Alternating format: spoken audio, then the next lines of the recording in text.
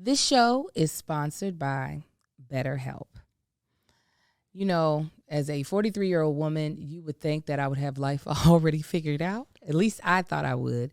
But there's been so many decisions that I have been uncertain about, trying to figure out what path I wanted to take in new avenues that are presenting themselves.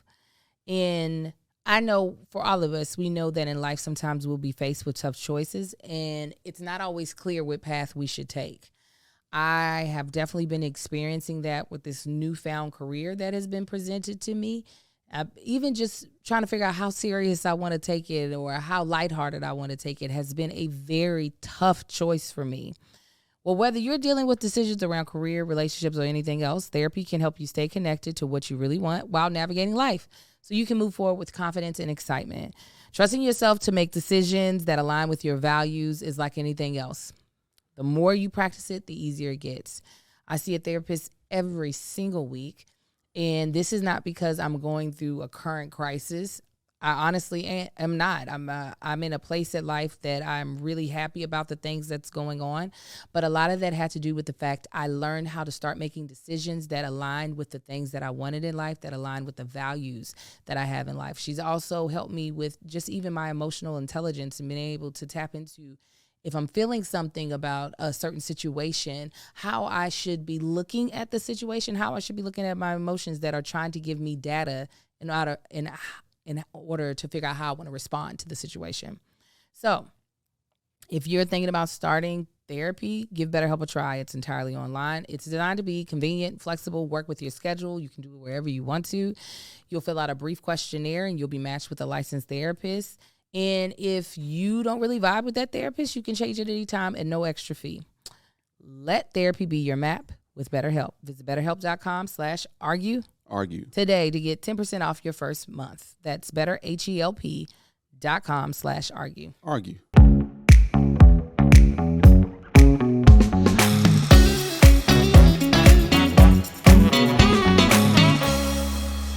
What's up, everybody? What's happening, family? And welcome back to another episode of Is This Gonna Cause an Argument? My name is Angel Lakita Moore, a.k.a. Angel Tanksley, a.k.a. That Chick Angel, Angel, yeah.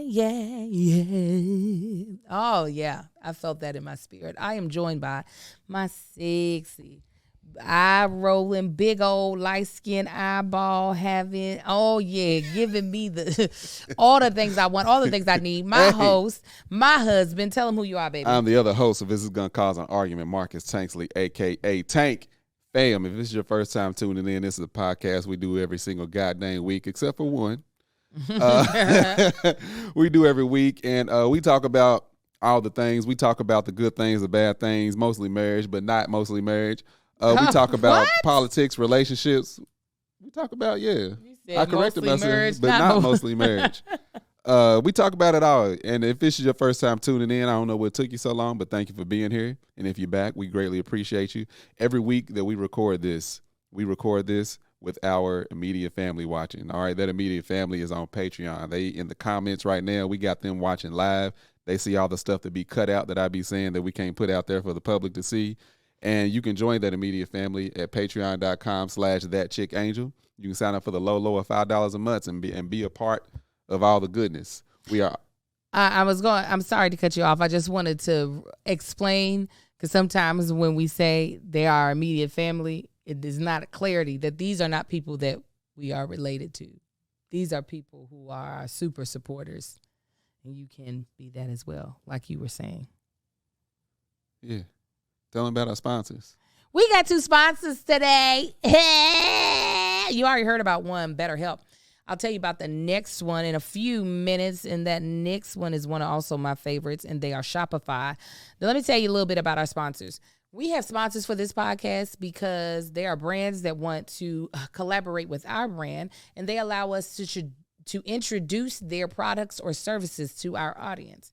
And all we ask our audience to do is that if they have a service or a product that you had actually been thinking about getting, if you were like, oh, I need some more toilet paper, and we're doing a toilet paper ad, we're like, actually, try this toilet paper if you don't mind, because you won't spend money on toilet paper anyways, and we're going to give you a discount code when you try out the services or products of the companies that we partner with. It actually does help the podcast. This is a way that we're able to keep this podcast going, have it edited, have it look good, have it sound good, because let me tell you, if you listen to some of our old ones, we might as well have been talking into tin cans. To you. Yes. Amen and amen. How you doing, babe? I'm doing good. I love this Aretha Franklin shirt you have on. It is so fire. Ain't it? It's so good. Yeah. I actually want to proposition something to you. I got hit up again. The club promoter in Seattle, Washington. He is like angel. This morning, he was like, tell Marcus I will have a care package for him here. Do you think we should do a show in Seattle? Y'all listening, do y'all think we should do a show in Seattle, Washington? Ain't never been up there to perform. Never. This podcast, I have been up there. I did a play up there once before. Look, the reason we didn't go to Seattle was the reason we didn't go to most other cities other than the ones we went to, because they don't show up on our demographic at all. Mm-hmm. I remember I've looked. It ain't even in my top 100. You know how many cities there are? Right. I got other countries that show up before Seattle. Absolutely. Literally, we would be the two things that we would be linking into. One, obviously, we're linking into Kevin and Melissa's demographic because they lived in Washington for so long.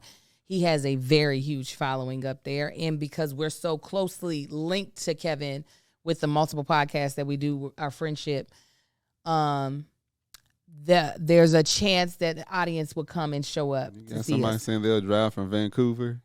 Okay, come on. Well, come on. And then also, I have yet to been up. When I did the Slightly Problematic, I was like, what is that tour called? I joined right after Washington, so I didn't go up there. So that audience has never seen me up there. And so they sure as hell ain't seen you. None of the audience had ever seen me, except for on the book tour. So, listen, First of all, we're going to clear it up. We did a 9-city tour. We've been saying 8. We did 9, so this would be number 10. So we're looking overall, Patreon is saying, yeah, go ahead. I mean, they ain't got no reason not to. This would be, is this going to cause an argument? Look, Victory is over here, just bent over like, no, don't do it. Me and him going to figure out if there's a date that we can do it. But this man has been very persistent. He has. I remember when he first reached out, you hit me up. You was like, guess what? And he didn't sweeten the deal even more, which made me go, okay. Because I was fine with my no. Look, that Sunday or Monday when we got home, I was like, whew, the tour's over with. But Kev be doing 90 cities. I know. Kev does a baseball, yes. a professional baseball league season. Yeah. I'm like, nah. But I mean, them 3 cities back to back did not help, but nah. Okay.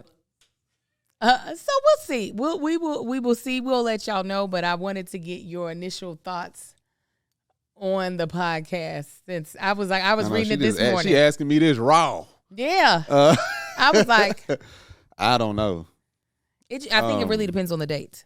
Yeah, I guess the dates. It does depend on the dates. I've talked about this once before. The one thing that made this tour isn't going to cause an argument tour. I was going to throw the initials out, but people be like, "What was that? You did another tour?" The thing that made that such a burden, or not such a burden, but what added to that was our busy summer. Well, it was the thing that made us busy. It was other things. Well, yeah, but you had things going on. We was traveling at the beginning, anniversary and all of that. So it was just a lot going on. We had for flying in for Angel stuff, literally back to LA for a day, flying back, doing a show. Yeah, it's crazy. So I don't. That's the thing that I don't have to worry about with this. And Seattle's like really close.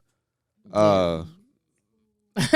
Victory's like, yeah. So I don't know. How big is this club? I don't know. It would because we could potentially get out of there without having to get a hotel room. Yeah, my walk. That's gonna be the deciding factor for me. My walk away. The walk away would be perfect. Now I ain't got no. Look, Seattle, love you. I'm glad we got a connection up there through Kev. But just when I look at my stuff, it ain't a lot of. I think 8 of y'all said, "Yeah, come here." I think y'all the only ones that follow me or see my content. Listen, I don't care if people follow me or not. I'm like, can we fill it up? Is what I'm saying. Oh no, he's putting that on. The promoter is putting, the club owner is putting that as his. No, I already said to him, I got to look at our demographic. I don't know he said, don't look at it. He said, y'all just come on. So we're gonna talk. I'm gonna talk to him. I'm gonna see what's good, because I know he doesn't have some of the pieces of the puzzle that we need. But if we can make it work, I'm like, they got a city winery up there. What's he talking about? No, he they got a bourbon room. He wants us at his club. He need club. to bring his club to them to that level. And no. I'm like, bet, let's do it. No, but we'll I ain't doing another know. Houston. No, it wouldn't be another Houston. Actually, it's an actual comedy club, which okay. Those I'm not ecstatic about. However, he has a nice comedy club. Okay. So Houston was dope. It just wasn't the venue we wanted. There wasn't the venue we needed. Okay, let's go ahead and talk about our next segment, which is Tanksley Pride.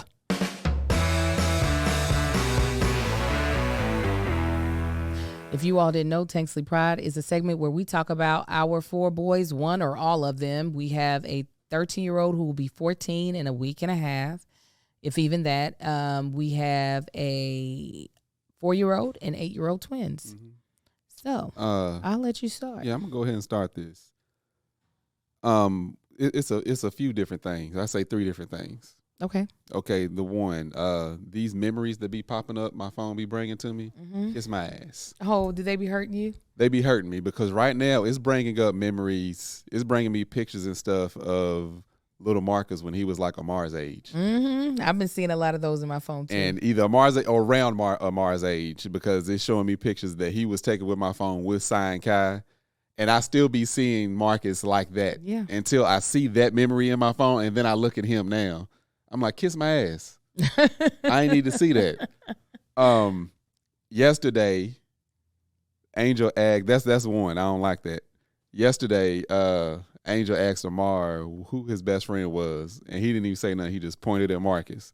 I said, oh, that's precious. The fact the relationship that the 3 older brothers have with Amar is interesting to see that dynamic, because him and Kai get really close for a little bit, then him and Cy get really close. Right now, him and Marcus be in their room kicking it hard. Yes, and arguing. Until this is going into my third thing that's got me pissed off about Tanksley Pride. Wait a minute, can I tell you something? I had asked Amar before that moment when he was on the couch with me when I took my quick nap when I had my headache. I said, because he was whining, and so I was like, let me whisper to him. And then I was like asking him questions. I was like, so what's your favorite color? And he's telling me, and I was like, my best friend's name is Nina. What's your best friend's name? He said, my best friend is Marcus. And I said, wait a minute, the one that lives in this house? He said, yes. I said, your brother, Marcus. He said, yes. And I was like, why? He said, because he does stuff for me, right? And so I get up and I say, Marcus, Amar said that you were his best friend. He said, well, he lying. So I just had to add that tidbit. Go ahead. When Angel asked him in front of me, he was just like pointed to his right. So what's got me pissed off about Tanksley Pride is Amar's ass and staying up late. This is the second night in a row. Last night, I was ready to kick him and Angel in the chest. Why you want to kick me in the chest? Half that situation wouldn't have happened had you just paid attention earlier in the day. Half that situation would have happened had we listened to what he said. We were asleep. We should have been. It was 2:30. So when he starts staying up late, he's usually with Marcus when that happens because Marcus is in there playing games. He's on Marcus's tablet. So trying to get him in the bed, and he's been wired, and he's had a nap earlier in the day. He ain't ready to go to bed. So he does everything. Every 5 minutes, I lay him down. Daddy. First, he wanted some water. Gave him some water. Before that, he wanted something else. It was his blanket was doing something. His blanket was too cold. Mm-hmm. So I got another blanket, put it on top of that. He was like, no, I don't want this blanket no more. So I had to take that blanket off, put the other blanket, because he's too goddamn bullheaded. He's going to keep whining about it. So took that blanket off, put the other blanket on him, then put that one on top. Basically, I switched them. I said, is that good? Yeah. I said, Amar, go to sleep. Mm-hmm. Okay, so he lays back there. Because before he was crying, saying he didn't want to go to sleep. Right. I go lay down. Daddy, I ask him every night before I lay him down, go pee. I don't need to ask him. I tell him, go pee. I don't have to pee. Amar, go pee right now. Sometimes I just put him on the toilet and he'll pee. This night, he was like, I don't have to pee. He kept crying about it. All right, whatever. So the fourth time he got me up, I gotta pee. So at this point, Angel's like, just let him lay in this bed. So I just go open the door. I open the door and I walk away. I said, go pee. And I just get back in the bed. I didn't really hear him say anything after that. I just wake up to the sound of water running. He said, Daddy, somebody didn't flush the toilet. Now, what had happened, TMI, I had used the restroom earlier, and I did flush the toilet. I didn't know the toilet had gotten backed up from me using it.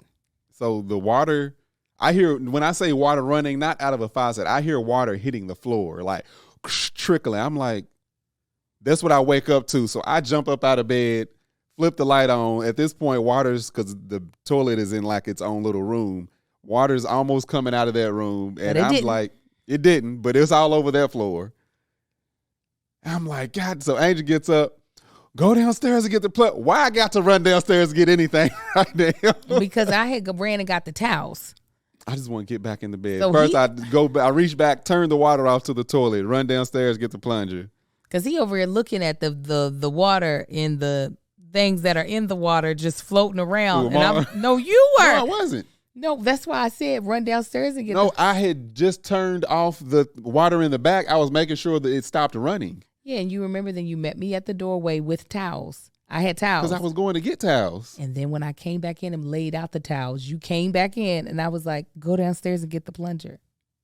You don't remember that order? I came back in to see if it started draining yet. Oh, okay.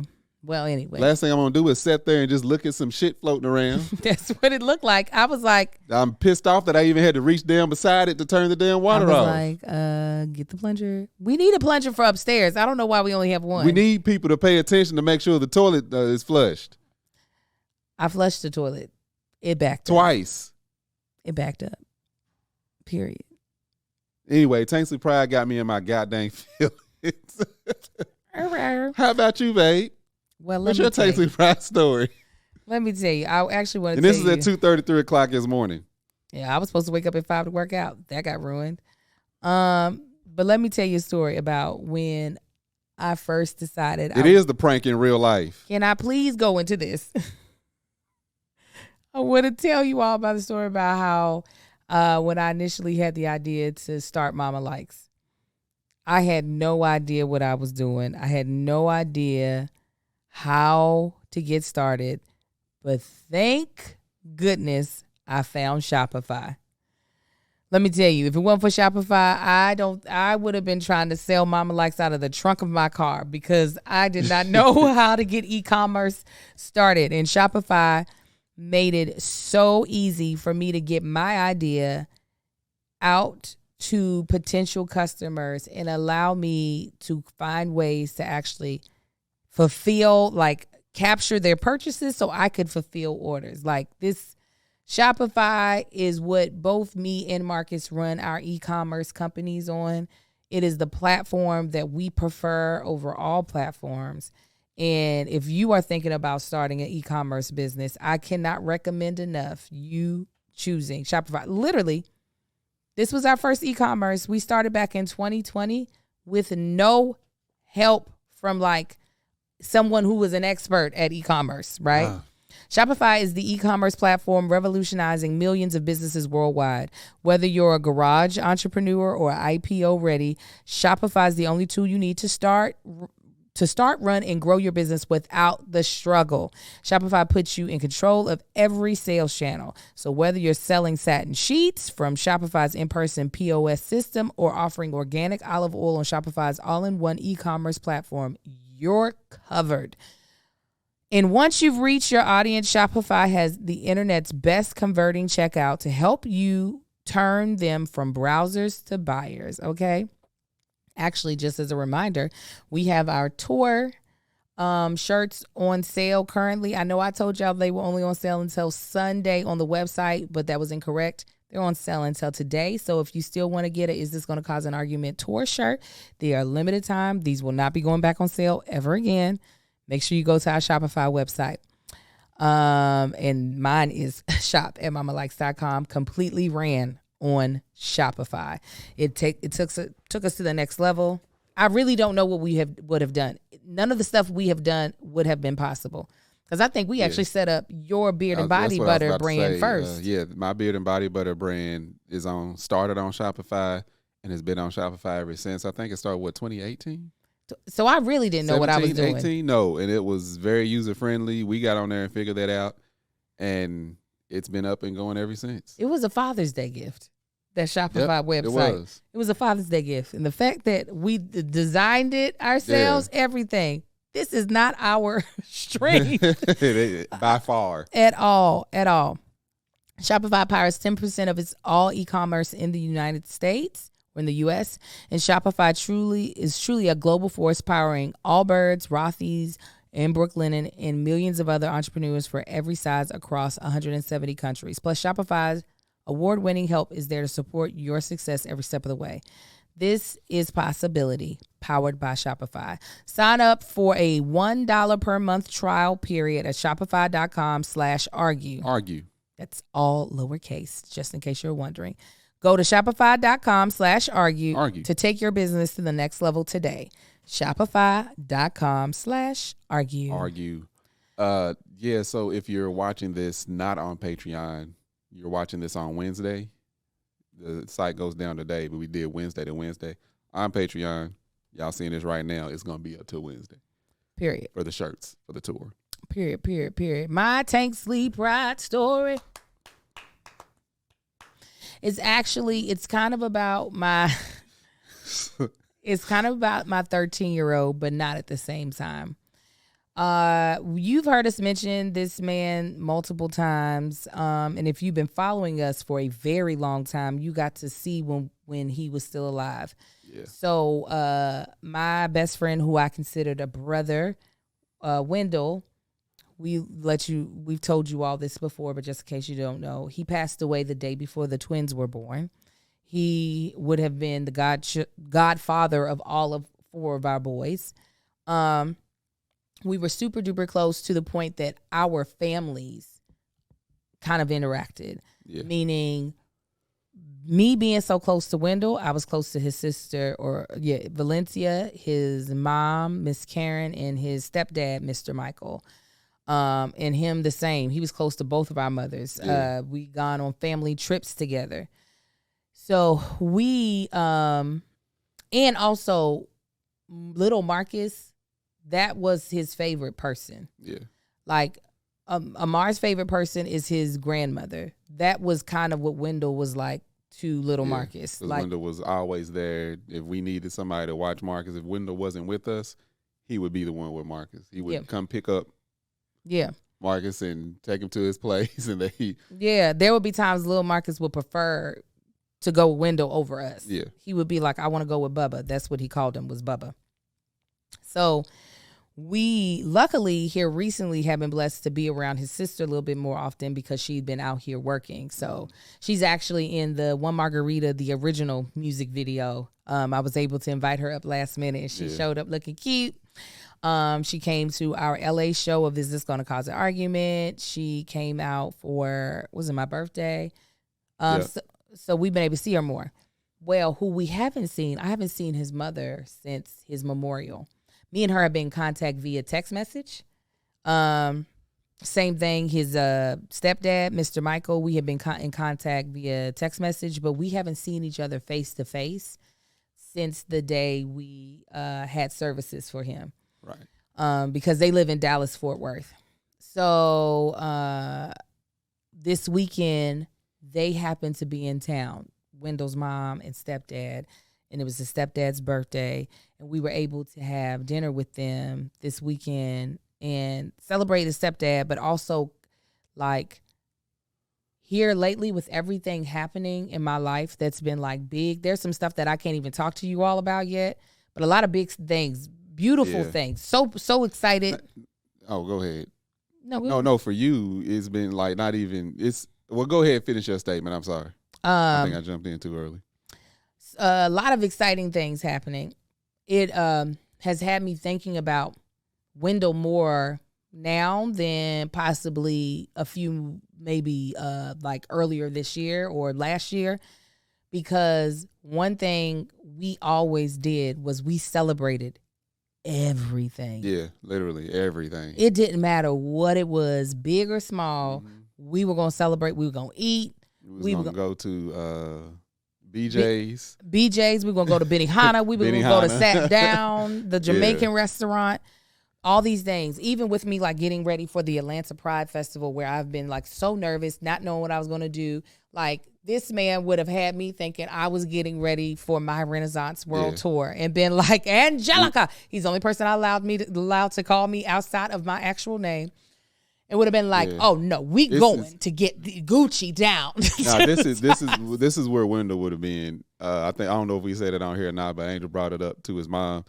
When Marcus did Willy Wonka and the Chocolate Factory, Wendell would have had on a Willy Wonka, not even like a costume. He would have on the outfit. It wouldn't be a costume. Mm-mm. He would go purchase the hat, the purple trench coat, the vest, the pants, shoe, everything, and go to every single performance dressed as Willy Wonka on the front row. Oh, absolutely. For little Marcus. Absolutely. That would have been him. Absolutely. Cane and all. He wouldn't have gave two craps about what nobody thought. Oh, no. He would have coached him. Lil Marcus would have had so much razzle to his dazzle. So my Tanksley Pride story is I still miss my brother like crazy, but it was just such a blessing. His mom was like, I didn't know how it was going to be. She said, I was afraid I was just going to bust out crying as soon as I saw you. I said, oh, I'm going to cry in the car. Don't worry. We were already, because Angel, she had something to do before the dinner. So I got there. Me and them, we got there at the same time and walked in together. So we went up, we ordered drinks at the bar or whatever. And then eventually they set us down at the table. So it was probably like another 5 or 10 minutes before Angel got there. And we sat down there talking and laughing and stuff. And then by the time Angel gets there and I'm looking at his mom and his sister and everybody sitting there laughing, you can't help but think he's supposed to be sitting right here. 100%. Laughing with us. And I'm telling you, it was like 3-4 times. I'm fighting back tears hard. Yeah. Yeah. I was like, just wow. But you were saying that here lately you've been thinking about it. It's been like that for me since I quit my job. Oh, yeah. He would have ate that up. Ever since I quit my job, I'm like, why ain't he here? You would have been so fat, though. Thank God. Yeah, because that was, look, everybody know I'll admit that we ate together. Mm-hmm. That's what we did. Mm-hmm. That's it. Angel had stuff to do. Usually Friday, by the time I got off work, either Wendell would already be at the house or I'd be pulling up. We'd be pulling up at the same time. Yeah. Angel would have something to do. Me and Wendell would go get something to eat. Yes. We would eat before we left the house or shop. Those are the two things they did together. That was Marcus's eat buddy and shopping buddy. And shop. We ain't gonna go somewhere and not eat. We either shop and then go eat or eat and then go shop. But it's been like that for me because all of this is completely different from, my foreseen trajectory before 2017. Yeah. This is like for me to step away. Not before 2020, I would think. Yeah. So for me to step away for real and be doing this, I think I have those same thoughts all the time. Like, what in the hell? And so somebody just brought it up. They remember seeing Wendell at the Hoodie Awards. So even more like, anytime he had something big, Wendell would make me his plus one. Yeah. Like it was like I was kind of like the thing that grounded him, especially as like his star started to rise. So he knew like I had had his back. This is before social media was big, so it wasn't like I was doing like social media stuff for him, but like, okay, we got to be here, we got to be there. I would be like his right-hand man. So it didn't matter. He did the big Christmas parade. Me and Lil Marcus in the car with him for the Christmas parade. Hoodie Awards. Say Marcus was sitting beside him on the float. Yes. I was just... Yes, we still have pictures of it. Like, he walked the red carpet with Wendell. When he did the Hoodie Awards, he was like, y'all come on out. So we flew out for the Hoodie Awards to be there with them.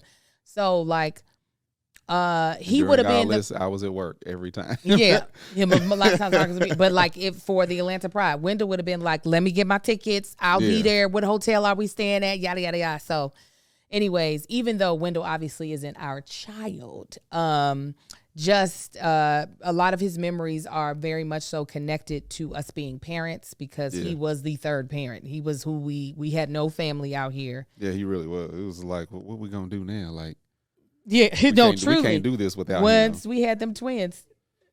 Would you say it again? Yes, that's how Victory and Portia came out, because I was like, our other parent is gone. Yeah. we needed the third person. So, anyways, I'm so mad at him. I'm still pissed. Well, how your fat ass going up and leave? Right. God dang it. So, just that's my Tanksley Pride story. I'm missing my buddy, and I know I'm gonna miss him even more as we head towards little Marcus's 14th birthday and being a freshman in high school. Every house we got, I'm like, where is this? Just didn't even see the same celebration. It wasn't even the same. It was just like, we got us another house, and he ain't even. I feel like I need to get some. But we can't physically feel him here. Right. We feel him, but get some grease and put it on my window, and then I'll put it on my car window, because he stayed greasy. He stayed with some oil on. Yes, you hear me? Okay, so let's move to our next segment, TikTok o'clock. Angel, girl, what time is it? TikTok o'clock. TikTok o'clock is where we watch a video, typically from TikTok, and we give our point of view on it, our opinion.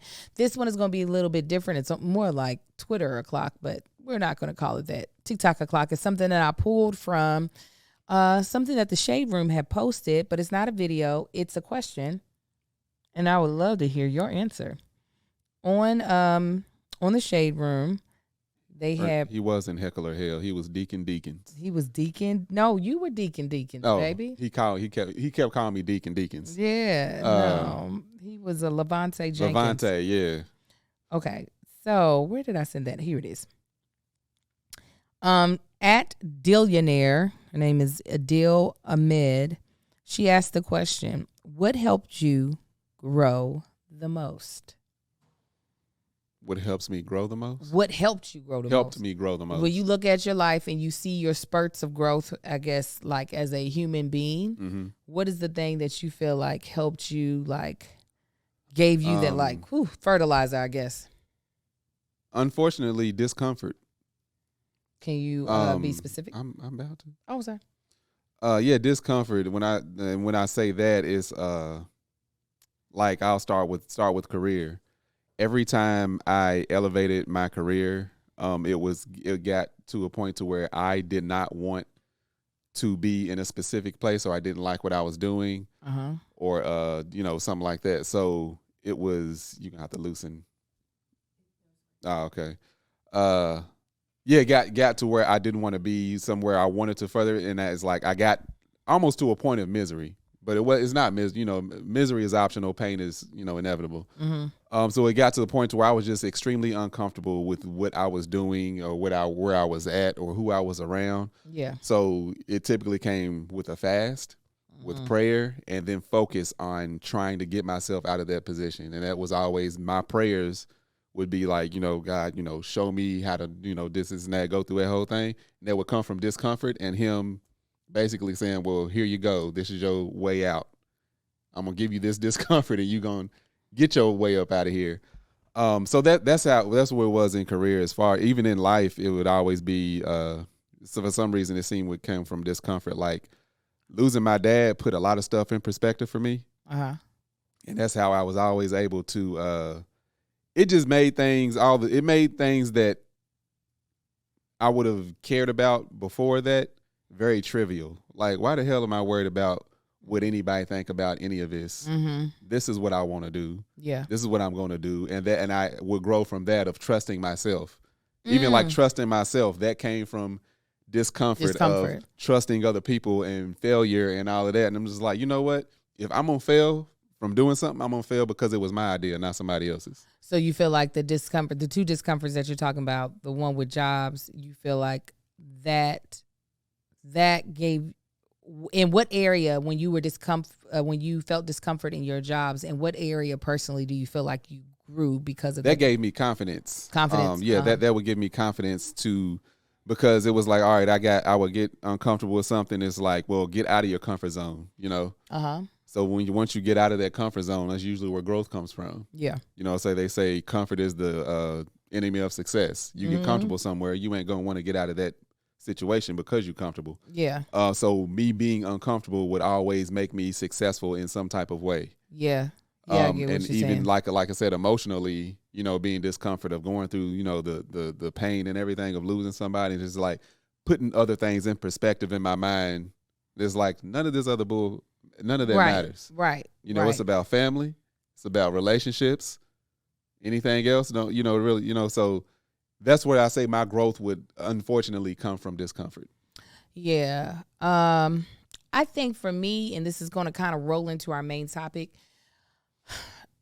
outside of time, and especially time away from family, like when I moved out to LA, when I moved to California, which I'm about to come up on my 20-year anniversary of moving out to California, was September of 2003. I had to figure it out. You know what I'm saying? Even moving out here, like, it wasn't as if my mother was like, here's a load of money, get yourself out here. It was very much so I had to come up with the plan that summer to save up.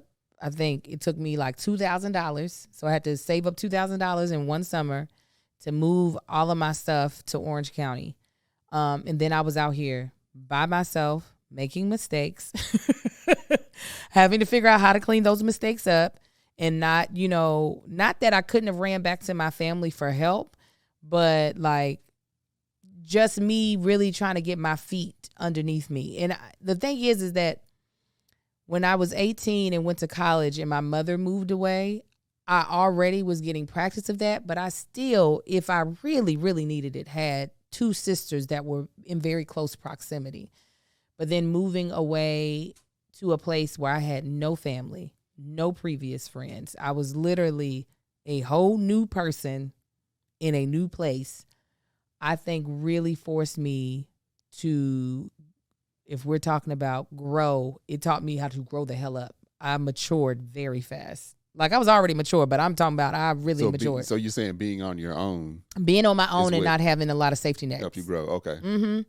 And having to take L's and figuring out how I was going to let that failure affect me. Mm-hmm. And just like I said, figuring it out. Yeah. I was forced to. So yeah, that was the other thing that was probably has grown me the most is therapy. But before I go into that, we'll go ahead and move on to. All right. So, but real quick, that's going through those things. I think it is beneficial. It brings wisdom, you know, through life, because if I had stayed on, like for instance, if I stayed in Kentucky, or even out here and stayed in my career, it's like me being able to confidently tell somebody in their early 20s, this is, if you're going to make mistakes, make them now. It's okay. Even in your 30s, if you're going to mess up, figure it out now and mess up, because everybody going to mess up. Yeah. If you, ain't no way you're going to get through this without messing up. There is no way in heck. As much as I would love, if I could figure out that way, I would make no mistakes. If you know people that succeed and only succeed, trust me, they done failed a lot before then, or their failure is coming. Yes. Look at Trump. He had everything given to him. But anyway, so that's why I say, you know, even going through all those trials and tribulations, anything you go through, you know, wisdom comes with it. So and I don't know how it's said, but it's like there's no such thing as failure. You just get wise and learn what not to do. But that's what we all pray. Ain't that the truth? Mm-hmm. Okay, now we'll move on to the main topic. The main topic for today comes out of actually something that we had talked about on Here's the Thing. And I was like, you know what? I don't think we've really delved into this on here. That is emotional intelligence. And not just emotional intelligence in just a like vague, like, what does it mean to be emotionally intelligent? But more so emotional intelligence in relationships. So I'll tell you where the backdrop of why I even brought it up. Kevin and I covered Derek Jackson, who was this for lack of a better term, kind of like a relationship guru. His whole thing was like basically trying to teach women how they should be treated and how to teach men how to treat women. Very much so the stuff that any woman would want to hear. And did he end up cheating? Very much so. That's the man, right? So this was an interview that he had recently did, and I noticed something, and I brought it up on Here's the Thing. Sorry, I'm having a hard time getting back to my screen. There we go. I noticed something in listening to him talk.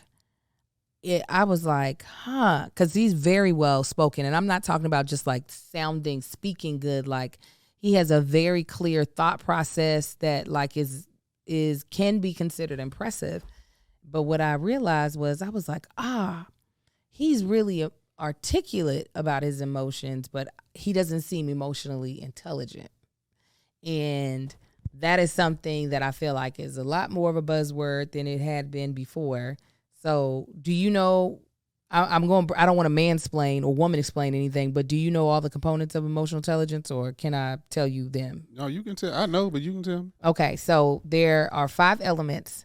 There's self-awareness. That's the one that I feel like I got down pat. Self-regulation, motivation, empathy, and social skills. Mm-hmm.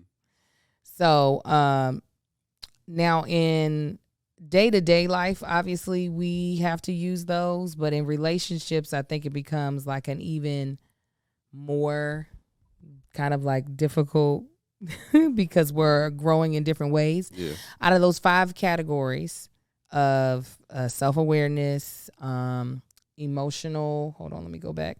Self-awareness, self-regulation, motivation, empathy, and social skills. Which one do you feel like you struggle with the most with me?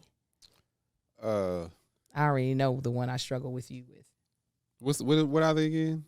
Self-awareness, self-regulation, motivation, empathy, and social skills. I would struggle with that if we didn't just recently take that that what was it? It was a strengths test. And apparently we both lack empathy, but I feel like I don't feel like I lack empathy. I know I lack empathy for you. I wouldn't have thought I would until we took that test and it said that I lack empathy. Then it explained why, and I was just like, It's not for a lack of caring. It's a lack of suck it up and get through it. I lack that is in our marriage, in our work relationship. Empathy is the hardest of the components of emotional intelligence that I have in dealing with you. And I think a lot of that has to do with the fact that I am so self-aware. Mm-hmm. Meaning I can feel when I'm getting stressed out. I can feel like when I'm getting down or depressed. I can feel... Now I can actually articulate it as well when I'm feeling abandoned, when I feel like I'm like not getting the type of support that I need. It is very hard for me to then, and this is really only with you, and I apologize, to like shut that part off for a second and try to empathize with what you might be going through. But a part of that empathy, not to blame you, but a part of that issue, the reason why I have that issue is because you do not articulate very well a lot of times how you are feeling emotionally. So I'd be like seeing, like having all types of blind spots when it comes to like, oh, yeah, I didn't know. I had no idea. Not to say that it would fully change who I am, yeah, but no, asshole. So you think it's empathy for yourself? You want me to tell you the 5 one more time? Tell me one more time. Self-awareness. Wait. I think I know what yours is. It's not empathy. For you? Yeah, what you struggle with in like our relationship. Okay, go ahead. Self-awareness. You want me to read them to you again? Self-awareness, self-regulation, motivation, empathy, and social skills. I feel like it's the one that you work on the most because it's a more difficult one for you. Social skills? No. I mean, I guess it falls into that. I don't know. I think self-regulation. Self-regulation? I feel like that's the one you work so hard on. I do work on it a lot with you. Yes. Yeah. Marcus, I feel like y'all probably know him well enough. Marcus gets irritated by a lot of things. A lot. I don't know. This is what I will say. Tell me. The few things that irritate me is not like that I get irritated by a lot of things, but the things that do irritate me, I'm surrounded by. Okay, you put it however you want. That's, yeah, it's like. To you, it doesn't feel like a lot of things. To me, no, to you, on the receiving end, it feels like. Yeah, it's like, you always getting sick. Well, I'm allergic to bees. It's like, but why are you always getting sick and going to the hospital? Because I live by a goddamn beehive. Like, that's what it is. It's like, it's not a lot of things irritate me. It's just the things that do irritate me, I'll be surrounded by. So, Marcus, I see when you are like working on not allowing those emotions, which are valid, which are real, then affect how you communicate and deal with me or with the kids. Yeah. Like, that's the one that he has been working on since, I wouldn't say day one, but like once it became once I realized it, I was like, all right, I don't want to come off like this, but god dang. Yeah. And I get it. And usually I can clock it. Because a lot of times your go ahead. I was going to say, so self-regulation is, I was about to use the wrong word. I was going to say suppressing, but being aware of how you're coming off or that emotion and not like overloading it. Like if what's a good example of that? I'll give the textbook definition. No, I'm not going to give text, but I'll give a example of how how Marcus would deal with us. So the house would be a mess, which agitates Marcus, and I get it. It would put him in an upset mood, and the way he would manage it wasn't in a way that I felt was healthy for us. Meaning he would become like kind of snappy, like not like bite our head off, but like the way he communicate would be biting, like it would feel very harsh, or he would become extremely cold with me. So that is so self-regulating is being able to feel those emotions, process those emotions, but not like do these aggressive behaviors that at the end of the day, he doesn't actually want me to feel that. Right. Like, so for instance, I'll give a perfect example of when I have had to self-regulate, not in our relationship, but outside of our relationship. When I was in DC, I was on my way to Arlington, Virginia to pick up some canvases for crafts and cocktails. A 17-year-old girl, she didn't really know how to drive. She hit my rental car. Was fully her fault. I was pissed off because I did not get the goddamn on insurance.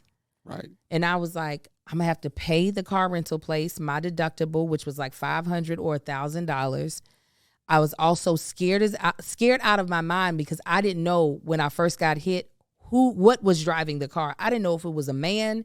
I didn't know if it was a woman. I didn't know how they were going to respond. I'm like, I don't know if this is an open carry state. Like, so I am pissed off, and I'm also extremely scared.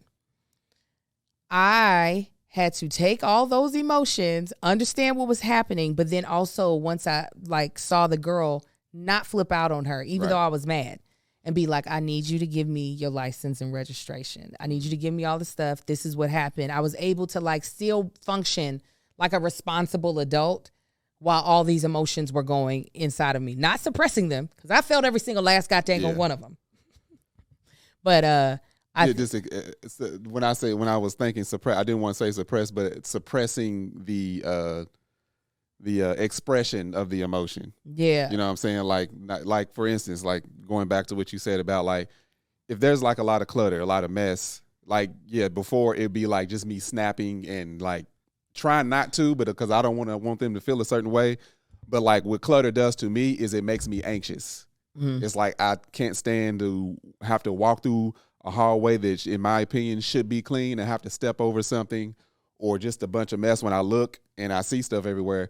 So what I came to, because it would come up early in the relationship. So now it's like the way I regulate that is I will do a little cleaning and kind of straighten up a little bit.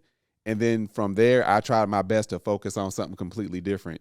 And then when I finally calm down from the clutter, I'll be like, hey, how about, now that don't always work. And a lot of times that'll go into a whole nother thing, but I just be like, hey, could we do something about like when you was doing this, or could we do something about that? He does. This has been, and I try to like come at it, and just by me bringing it up, she can already tell what I've been through in my mind. Yes.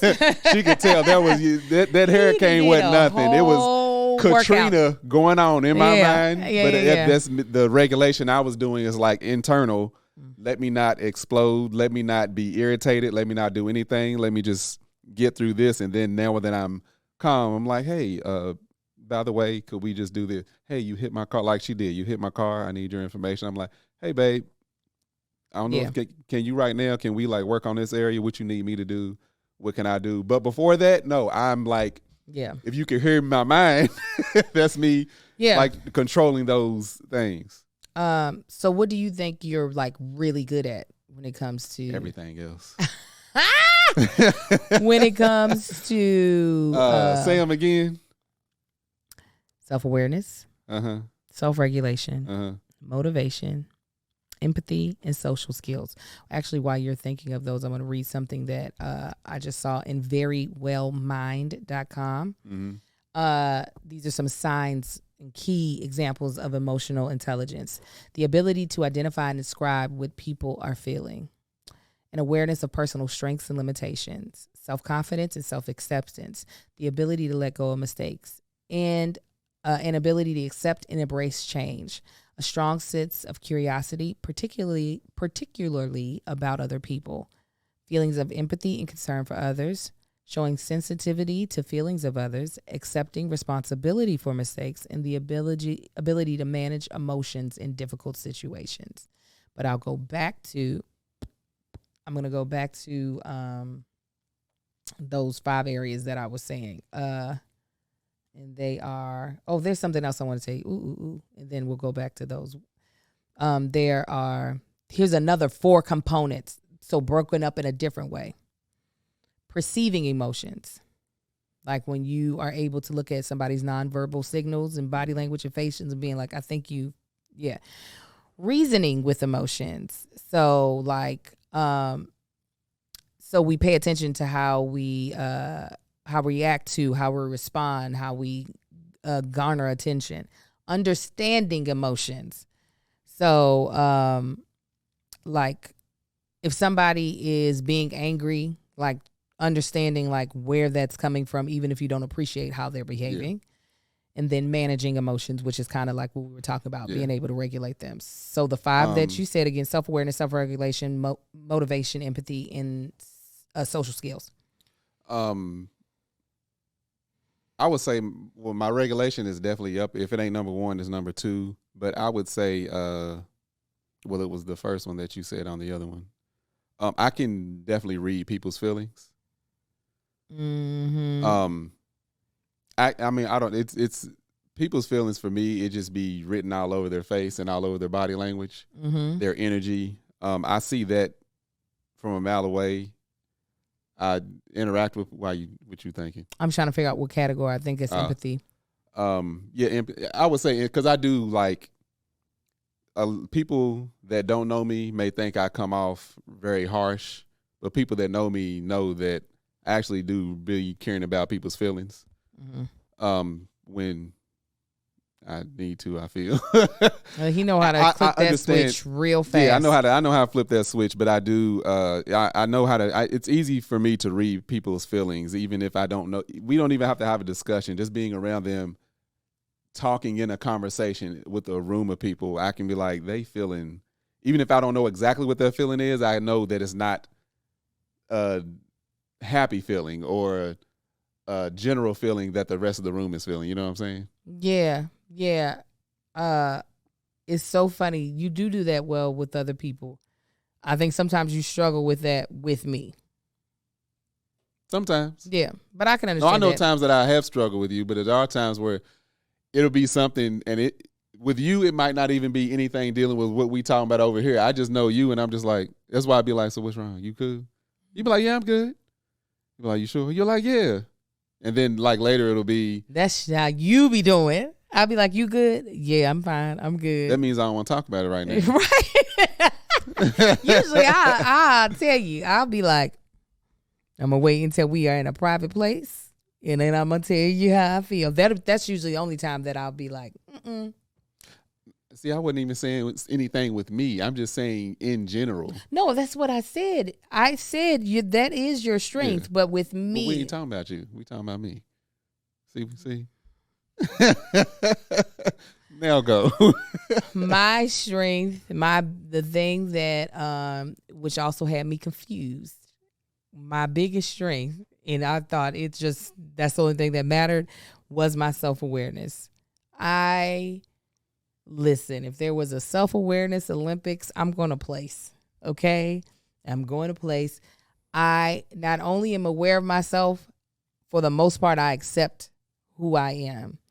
Mm-hmm. And can fully, I believe, accept my part in things and also acknowledge other people's parts in things. Actually, my therapist was saying that here recently, because I try when I'm in therapy, while it is everything from my perspective and my point of view when I'm talking to her, I be trying my hardest to try to give every perspective of the story to her so that I can get the best advice from her. So while, let's say it's something about you and me, and I'm telling her my perspective, I will then rewind and be like, now, if I think about where Marcus was coming from, boom, boom, boom, boom, boom. Mm-hmm. And I also want to give him credit for boom, boom, boom, boom. I'll do the whole thing in an effort to not be delusional. I think that feels like the worst place to be in life. To be in a reality that no one else effing sees. Like, while I am a dreamer and I love dreaming and I love having big dreams, I feel like dreams are even more worth it when you're aware of what the current reality is. You know what I'm saying? Mm-hmm. Like, my current reality is that I am a married woman with 4 kids. I'm 43 years old. I am past my prime in a lot of areas, but my dreams are so much bigger than right now. But that's what makes my dreams big, is because I'm aware of where I'm at right now. So self-awareness is my jam. The other ones I'm still working on. I would say self-regulation is my number 2. What's your number 2? I said that the first 2 was my, that's it, 1 and 2. Empathy, and then self-awareness or regulation? Regulation. Empathy and regulation. That's where, like the talking about this, I realized like the regulation with me, how much I do work on it. Like I see when you're working like that. I see literally. It's not like I don't know. We could be doing something or talking about something, and like when me and Angel, if we disagree, Angel's gonna move to. She won't just settle on. Her statement will be, well, yeah, that's true, but the only reason I thought is this is because it's like I see you still erring on the side of I still know what I'm talking about. No, so, that's not why I'm doing it. I'm doing it so that you can understand. Understanding, having you understand me is probably more important than having you love me. I'm so serious. That is a huge, the hell. My therapist asked when we first started, why are you doing therapy? I said, I want people to understand me better. Mm-hmm. I was like, that way I feel like I can have stronger relationships with people. Mm. I would prefer you understand me any day of the week. That will never happen. We are married. We will never understand each other. Yes, we will. Yes, we will. Yes, we will. Because I feel like if you understand me, then it helps you in knowing how to love me effectively. Mm-hmm. And it helps you also understand how to get what you want from me. Half the time, that be half our arguments is us not understanding the other person. I know. I'd be like, no, I didn't. Oh, my God. Quick story. Then we're gonna get to audience question, audience comment, unless you had something you wanted to add. Last night, me and Marcus, we had a great day. Me, Victory, and Marcus early in that morning had brunch to celebrate the tour. Then Marcus thought he was going to tell me what to do, but then ended up telling me what to do. And it was the thing that I wanted to do. We sat in that garage and we organized all of the kids' clothes because we have the same gender children. We hold on to clothes so we're not buying a bunch of new clothes. They grow out of clothes so quick. And I'm like, these clothes are still new. Somebody else going to wear them. We also went to our storage unit because we had a hurricane out here and got our generator just in case the electricity went out. It needs to be at the house regardless. Yes. We couldn't bring the generator to the house until we organized those clothes and moved them out of the way. So Marcus was like, we'll leave the generator in your truck and then we'll take it out later on. And I said, okay, cool. And so we've done the garage. I'm now in the kitchen cooking dinner. It's late as hell, but I was like, I still got to feed these kids. I'm cooking this HelloFresh. Chop that up. Marcus comes in there and he was like, don't forget, we need to get the generator out of the truck. And I said, God dang, we should have did it early. He was like, we didn't have space early. And I was like, okay, cool. So I make everyone's plate. I make his plate. And he grabs his food and he gets ready to sit it down. Now, mind you, earlier in the day, because we're working on an understanding, Marcus makes a request very clear to me. Yeah. That he wants some ass before the end of the day. Because there has been a clear switch in our relationship. Before, I need flirtation, I need this, I need that. I still need flirting, but I also need the... Angel don't want hints no more. I have to say exactly what it is. Right. Because that is new. Because Marcus thinks if there is any type of physical flirting, that automatically I should know that we need to end the day or have some point in time of the day have sex. For me, the flirting and stuff, I just love it. The problem is Angel don't know how to flirt. I realize that in this moment right now. You don't know how to just flirt. You go all the way to Angel is at third base rounding home. That's her flirting. And she think I ain't gonna want none. You don't know how to flirt.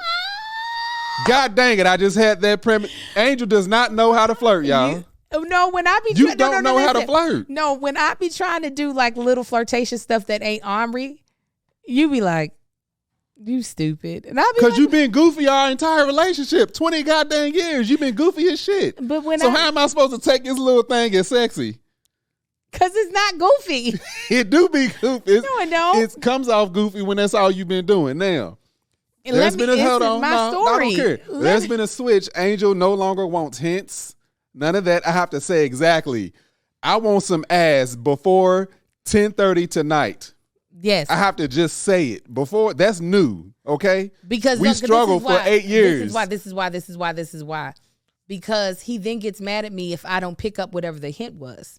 And I'd rather you not be mad at me. If the end goal is you getting some ass, just make me know that that's what you're saying. But for Angel, it's just hints. You don't say out. You ain't. When's the last time you said I want some dick? Actually, last week, Marcus. All right. Other than that, that was rare. That's rare. No, that's rare. No. Wait a minute. All this summer, I have been. Anytime we made something happen, I've been very blatant about. All right. So there was one time. Actually, can I finish my story? No, please? I'm gonna say because I'm gonna get back to the way she flirts with me, the way I flirt with her, and when she wants sex, don't match up. Can I finish the story? Go ahead. About understanding. So he made the request note earlier in the day. Want some ass? I said, got you. Heard what you said. Yeah, it's gonna happen, right? So give him his plate of food. This is now later on the day, and I said, you know what? Before you eat, we should go ahead and take care of. And I said, no, because Go ahead. I said we should go ahead and take care of the generator. No, now, Marcus, let me tell this damn story. He doesn't hear me say generator at all, because as soon as I say, let's go ahead and take care of it, Marcus said, I was thinking the same thing, but I didn't want to hint to it. And then I say, wait. What are you talking about? Did you not hear me say, what are you talking about? You didn't hear me say, what are you talking about? You said we should go ahead and do the thing. That was your exact words. Before you eat, we should probably go ahead and do the thing. That's what you said. We should go ahead and do some things. Marcus.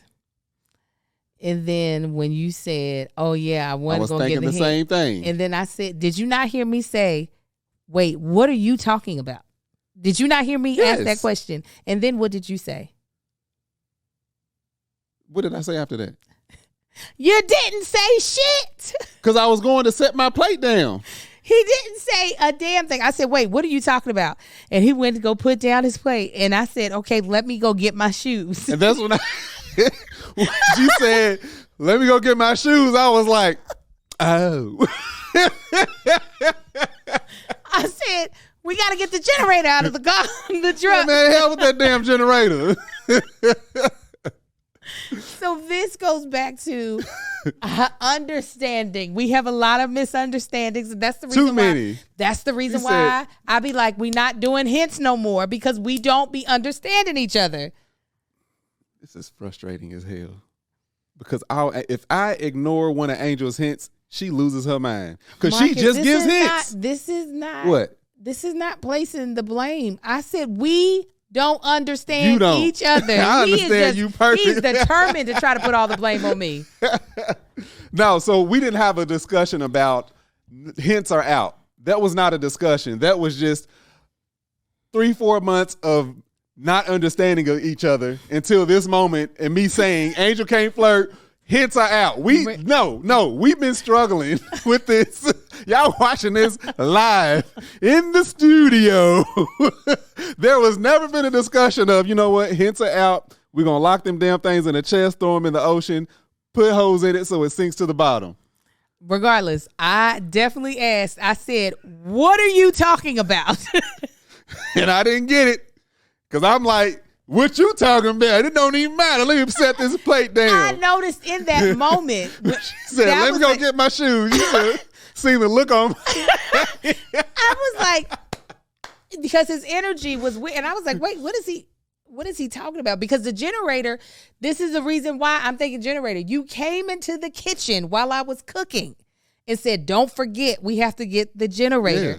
You had made the request for ass hours before. So I wasn't jumping back to that. I was thinking about. I also know how late it was. I know, Marcus. Far past, it was 9 hours past your bedtime. This is not about blame. I'm not blaming. I understood what time it was. And I was like, I done put the request in. She knows it's late. I know it's late. She got to be talking about you, because the kids was eating. They was busy. She said, well, we might as well go on and do the thing. You damn right we can do the thing. Hell with this food. I'll throw his food out. So that made perfect sense to me. Remember, you from 8 a.m. to 3 p.m. Every time I was still at work. So I'm thinking, this is the thing. We can get the generator in the morning. Fuck that generator.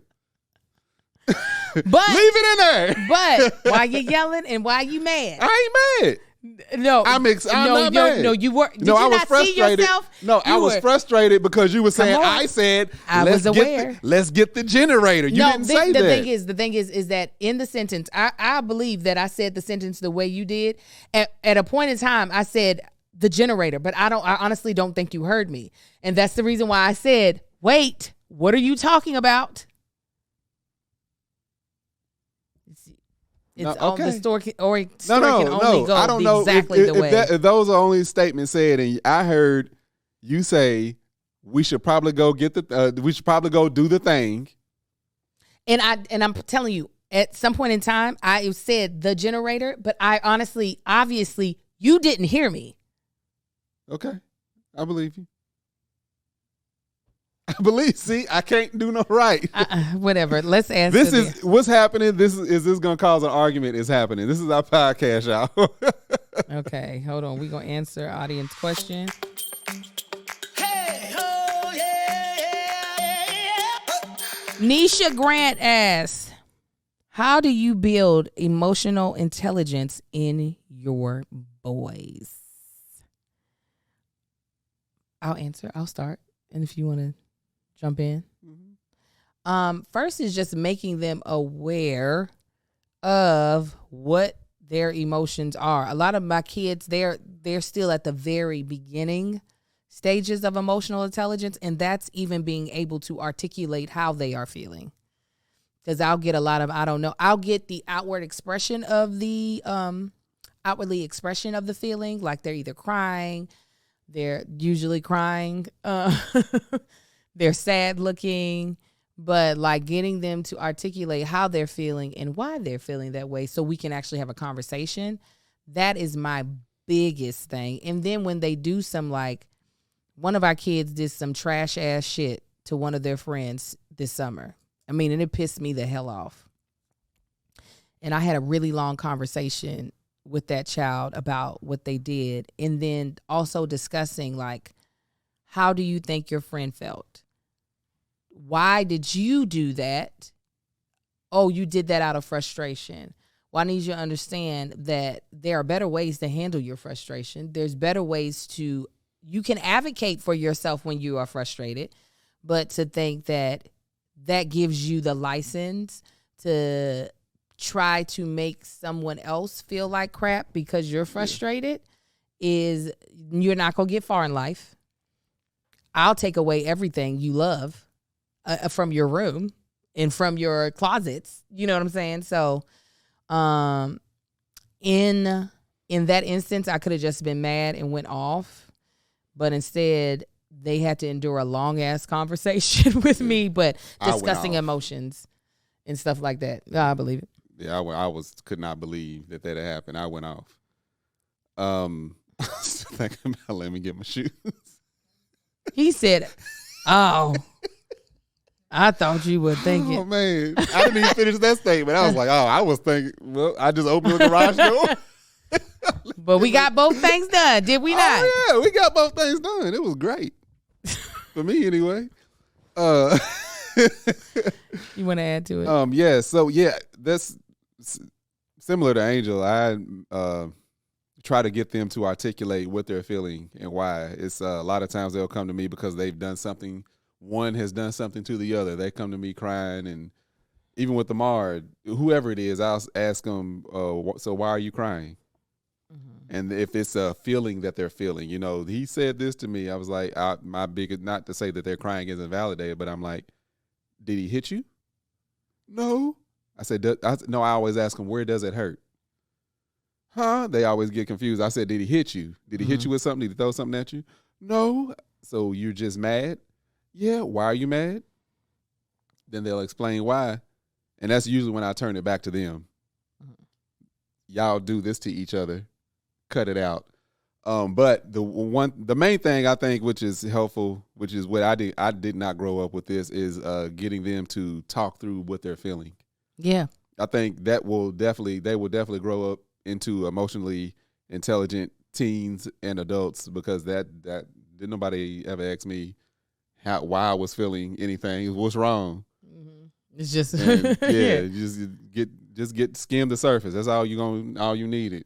With my oldest, I will tell him about my day and the things that I'm feeling. I will articulate I know sometimes he doesn't care, but I'll be like, oh, especially when he would, I would have him in the car from school, and if he would think to ask me about my day, and even if he didn't, I'd be like, oh, hi, Mom, how's your day? And go into my day. And he would just look at me like, oh, yeah, forgot to ask that.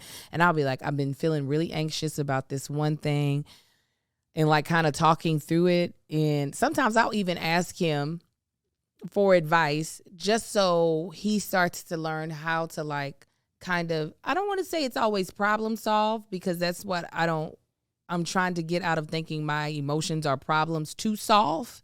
But like, I kind of show him how I'm connecting the dots of my emotions through the day, so that he also has a model to kind of follow. Yeah, I was working on that. I was trying to do that. I've said it multiple times. Y'all, I don't talk a lot. So when ride homes be quiet. I ask him how was his day. Good. Now I'll say, that's it. Yeah, then he'll tell me a little bit, and then after that, it's silence until. Yeah, no, I ask for 3 things. They got to give me 3 things. But the twins, I'll be like, only 3. No, the twins. I'll ask them, and they won't shut up until they go to sleep. Specifically, Kai. Now, Amar, he goes into a black hole for the entire day, and then we pick him up because I never know how his day goes. Yeah. I ask, but he don't. I'll be like, did you play? Yeah, I played with cars. Who'd you play with? Cars. I'll be like. He ain't telling the truth, though. He be in there having a good time with them folks. But yeah, the twins, you ask them, you have to cut the one off just so the other can talk, and then vice versa, because they will tell you every day, every feeling, every hour, every minute. All the time. Okay, we're going to move to comment of the week.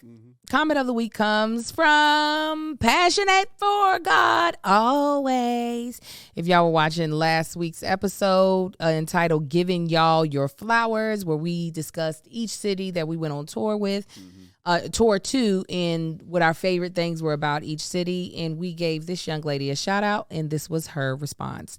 Thank you, Angel and Marcus, for my flowers. It was such a pleasure and a blessing to meet y'all, and worth every mile from New York to Kentucky. Thank you, Jesus, for my Prius. Amen. Also, it was wonderful to meet and or spend quality time with other Patreon family. Lastly, thank you, Stage Crew and Angel Wing fam, for telling me about this shout out. Group hug. I couldn't stay awake for the live, and work has been working me, so I'm behind and had no idea.